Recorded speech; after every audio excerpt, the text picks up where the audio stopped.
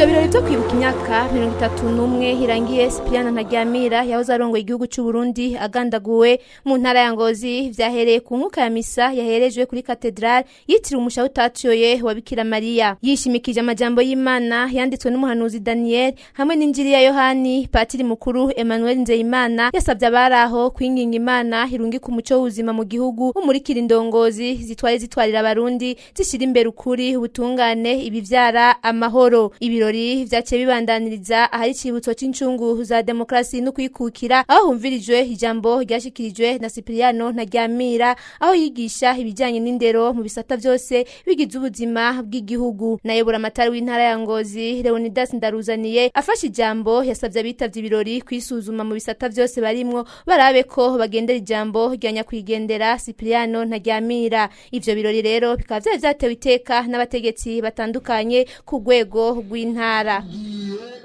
Kwihutira kugarukana discipline mu gihugu.